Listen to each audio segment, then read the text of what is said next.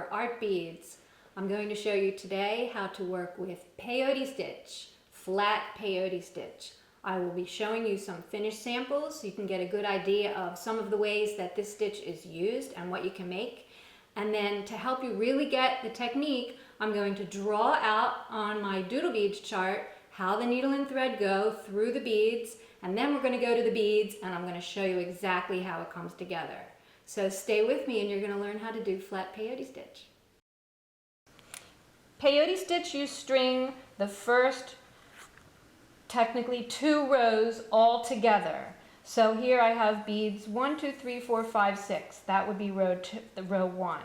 Now this is just another step drawing. I did that. Now, so you have those done. Now I'm going to pick up bead 7, and I want you to see how when I pick up bead 7, it actually pushes the bead 6 to be sticking out or down. So I'm going to pick up bead 7 and go through bead 5. Now I'm ready to pick up bead 8. So we're going to move to the next stage of my drawing here, but we're still working on the same thing. But I wanted you to see how as you pick up the next row, which is actually row 3, the beads are pushed into that in and out position. So I've strung my first 2 rows up to bead 6, picked up bead 7, go through bead 5, and bead 7 pushes 6 out. Pick up bead 8, go through bead 3. See how I'm sort of skipping? I went through bead 5 and I'm skipping bead 4 because I'm picking that up and it sits one on top of the other. And you can see how bead 6 now pushes bead 4 into that out position. And I went through bead 3, picked up bead 9. Now I'm back to the beginning, and all I'm going to do now is pick up bead 10 and go through bead 9. Now I'm going to pick up bead 11, right? And that's that very distinctive in and out. Here's bead 12. Pick it up, you see how it sits over bead 5, and you're just going to continue to go back and forth, so you can see how that would work up really fast as you did this. Why don't we look at what it looks like when you're actually stitching beads? Here's how we're going to start our EvenCount Peyote. I have strung on a needle and thread this first 2 rows, which are 6 beads, and they're on a needle and thread. Now I've taken a second needle. This is the best tip for keeping your rows straight when you get started. So this thread here has the needle on the end of it. Now I've taken a second needle and I've run it through every other bead so that it pulls the beads into an in and out or up and down position. And I know that you can see that. So I know right away where my next thread pass is going to be. And what I'm going to do is hold my tail thread and the end of the needle just down with my finger or thumb like that. And now I'm going to take my working thread. I'm going to pick up the next bead.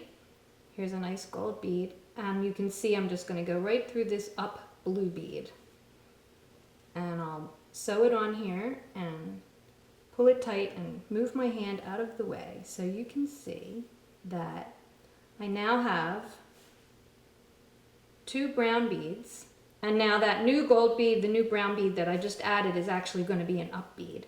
So let's finish the row. I'm going to do stripes. If you pick up the bead, that's the bead underneath it, that same color, you're going to get stripes running up. The piece is going to grow this way.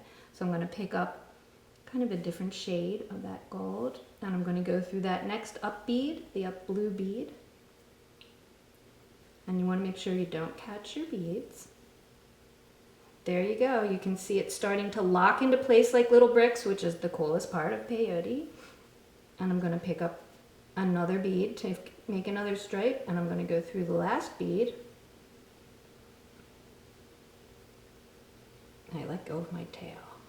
So let's pull that tight.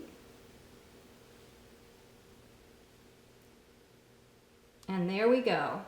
So the tail, this is the tail thread under my finger here, and the needles, that second needle's still in it, and you can see I now have 3 rows of EvenCount Peyote. Now I'm going to add another row, and I'm going to take my needle out, but you can leave the needle in there. You can put a little bead stopper on the end to hold it from sliding if you want, or a piece of tape. I'm going to take this off so I can show you how you just go back and forth and back and forth. Let's see.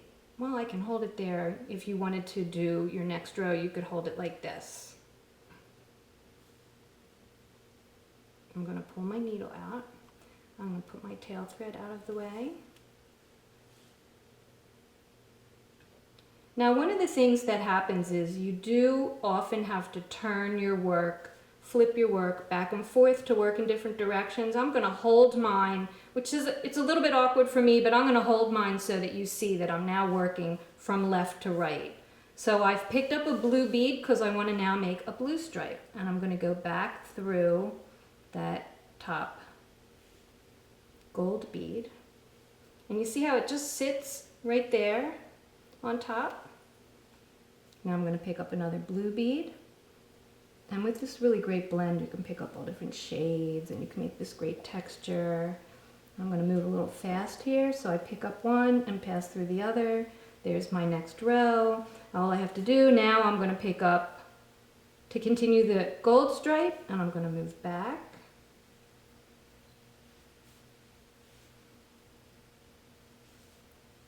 There you go. So you can see I'm starting that row. And I'm just going to keep going back and forth until you can get a nice piece of peyote like that. That's even count.